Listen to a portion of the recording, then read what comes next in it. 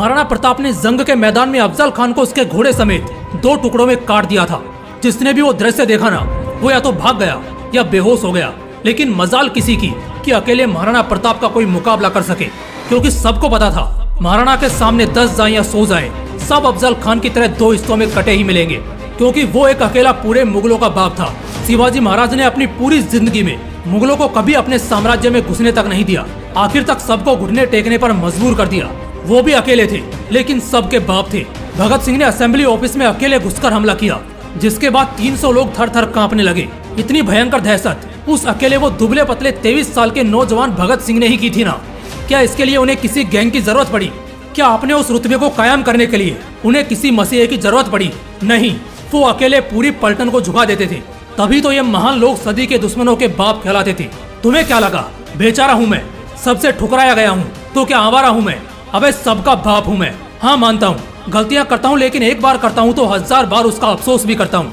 माना कि बहुत कमियां हैं मुझ में, लेकिन कैसे बताऊँ कितना उसे सुधारने की कोशिश भी करता हूँ। लेकिन इसका क्या मतलब? कोई भी आकर कुछ भी कर जाएगा क्या? जरा से अच्छे क्या बने हम? कोई भी आकर सुना जाएगा क्या? अबे अकेला हूँ मगर सबका बाप हूँ। डरता नहीं हूँ किसी से। वो तो बस थोड़ी जिम्मेदारियां हैं सिर पर, जो रोकती हैं हाथ उठाने से, किसी को औकात दिखाने से। जब तक मैं खामोश हूं ना, तब तक तुम्हारे अच्छे दिन चल रहे हैं। जिस दिन मैं भड़क गया ना, तुम्हारी नस्ल खत्म कर दूंगा। कर लो चुगली, कर लो 10 बातें मेरे पीठ पीछे, लेकिन घंटा तुम मेरा कुछ उखाड़ नहीं पाओगे। मैं हारा हूँ, टूटा हूँ और बेशक बहुत उलझा भी हूँ, लेकिन शेर अगर घायल भी होना, तब भी तुम उसके ताकत और गुस्से को ललकार नहीं सकते, क्योंकि अगर वो भड़क गया ना, तो तुम्हें ऊपर से नीचे तक चीर फाड़ देगा। जाओ मेरी बुराइयां करो, लेकिन दोस्त ये मत भूलना, जिंदगी 60-70 साल की तो आराम से होगी। तो मैं आज तुम्हें जवानी में शायद बख्श रहा हूँ, लेकिन तुम्हारे यही कर्म तुम्हारे बुढ़ापे की बीमारी बनकर तुम्हारा सुकून ना छीन ले। बहुत हो गया। सबको लगता है मेरे अंदर कुछ है ही नहीं, मैं किसी लायक हूँ ही नहीं, मैं किसी के काबिल ही नहीं। ना मैं टूटा हूँ और ना ही मैं बर्बाद हूँ, बस थोड़े समय के लिए खामोश हूँ, और यही मेरा हथियार है। एक एक को परख रहा हूँ, धीरे धीरे सबकी औकात जान रहा हूँ। याद रखना, जिस दिन मेरी खामोशी टूटेगी, तुम सबके होश उड़ेंगे। मुझे नीचा दिखाने वालों, अगर इसी जिंदगी में रहकर मैंने तुम्हें तुम्हारी औकात तुम्हारे दरवाजे पर आकर ना दिखा दी ना, तो मेरा नाम बदल देना। होते हैं कुछ लोग जो अकेला समझकर फायदा उठाने की कोशिश करते हैं, 4 चपत लगाने की कोशिश करते हैं, वे फिजूल में उलझने का साहस करते हैं।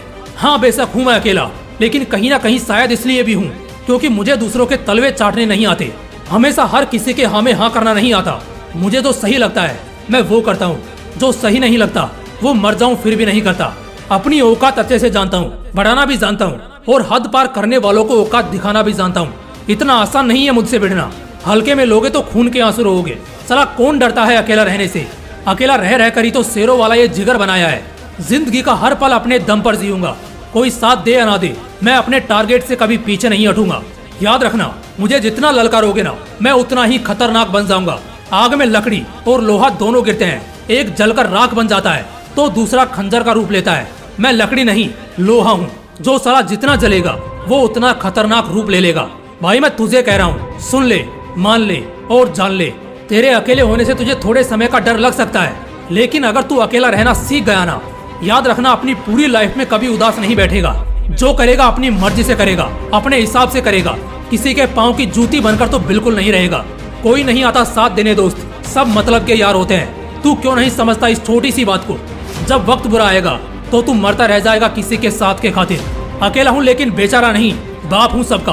किसी को आगे से तो छेड़ूंगा नहीं, लेकिन अगर गलती से किसी ने मुझे छेड़ा तो फिर मैं उसे कहीं का नहीं छोड़ूंगा, जब तक दूसरों के साथ के लिए, उस झूठे सहारे के लिए मरेगा।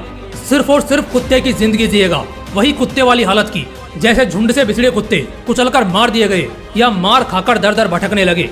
तू जबरदस्त है मेरे भाई, बस इतना ही यकीन खुद को दिला। तू फक्र करेगा मेरी बातों पर और संकल्प करेगा अपने उन खोलते जज्बातों का। चल भाई अब कर लेना दो हाथ। डरना तो बिल्कुल नहीं, किसी से भी और कहीं पे भी। मैंने अपनी बातों से तेरे अंदर चिंगारी तो पैदा कर दी, लेकिन इसे हवा देना या बुझा देना तेरे अपने हाथों में है। आखिर में एक सिंपल सी बात बोलूंगा, तू किसी के बाप का खाता है क्या? नहीं ना, फिर क्यों झुक के रहेगा? सुन के भी शांत रहेगा या किसी का गुलाम बनेगा? अरे तेरे माँ बाप ने तुझे राजकुमारों की तरह पाला है, और इस असलियत को भूल मत। सफल होकर जवाब दे सालों को। और अगर तुम सच में अकेले हो और अपने अंदर की खूबियां जाननी है ना, तो स्क्रीन पर दिख रही वीडियो पर क्लिक करके ये वीडियो देखो।